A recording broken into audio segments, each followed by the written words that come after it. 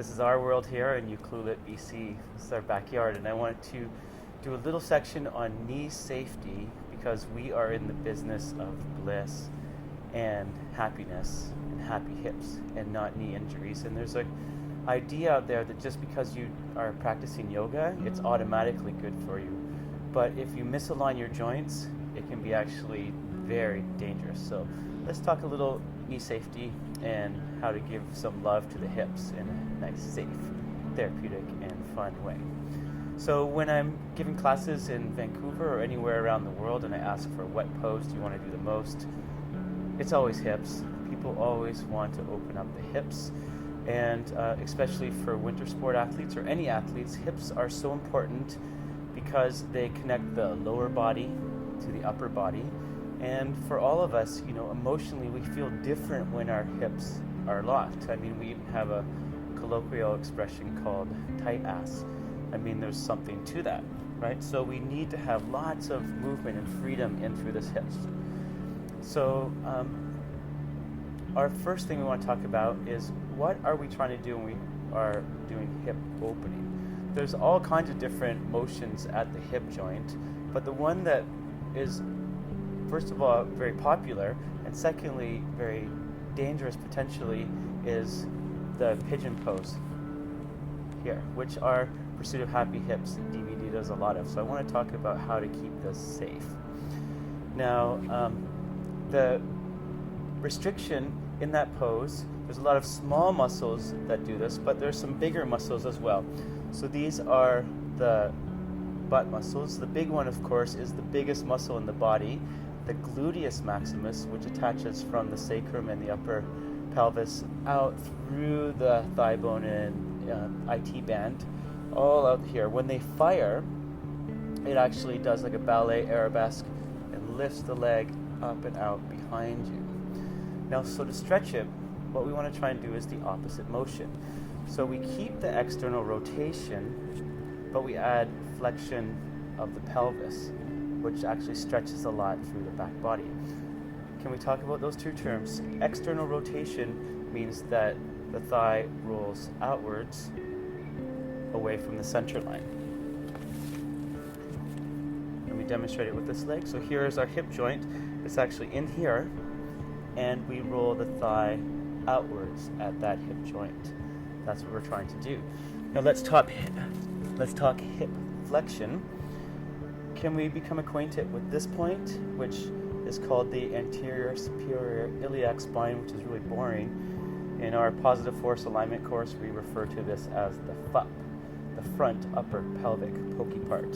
To find it on your own self, go down about 4 fingers from your belly button, and then start to walk the hands out towards the side, and you'll see why we call it the pokey part, the front upper pelvic pokey bones right here.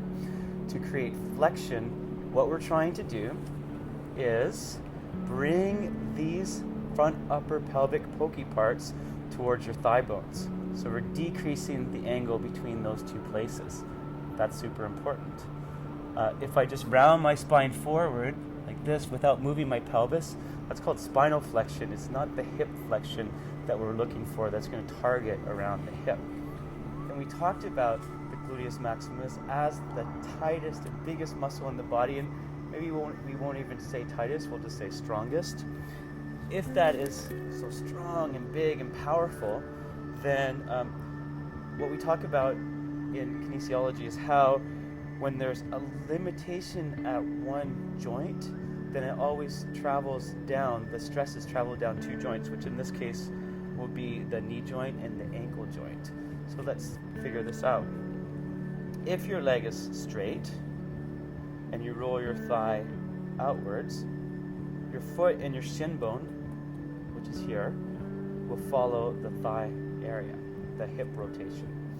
Now, that's great, but when you bend your knees, if you notice, there's all kinds of different rotations that happen at this shin bone. Now, this is very important because if not, when we skied, we wouldn't be able to move side to side, which is such an important motion.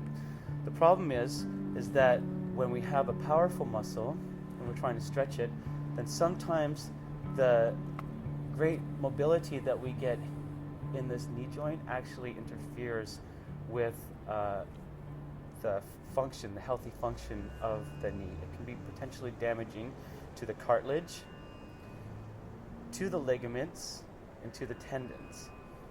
Ligaments connect bone to bone, tendons connect muscle to bone.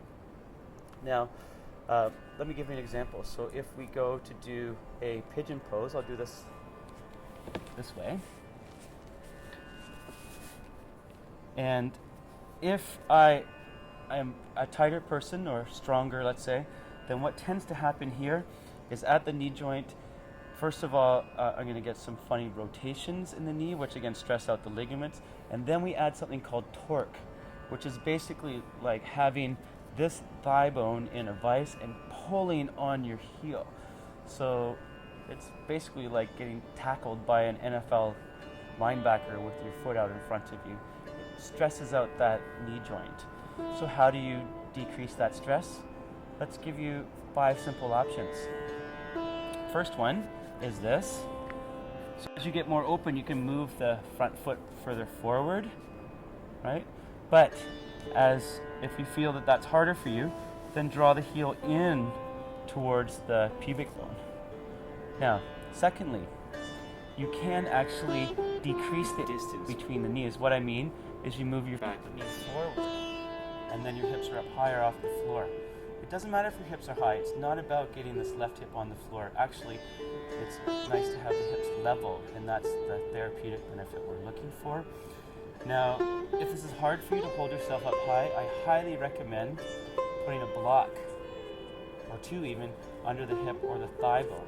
And this will actually, when you think about it, make less downward force of the body onto this knee joint. So that's the next option. Now, if all of that is not working for you and you're still feeling uncomfortable knee sensations, then the next option is to not use your body weight at all down on the knee joint and do a supine variation. I'll do it facing this way. I think we all know this. Supine pigeon looks this way. And notice in this case, I'm actually working to keep my hand on the knee joint so this tibia bone and the femur bone, the shin bone and thigh bone, articulate, and there's no torque. And then I can slowly start to bring the knee in, but never do I start to pull on the shin bone and misalign the knee joint.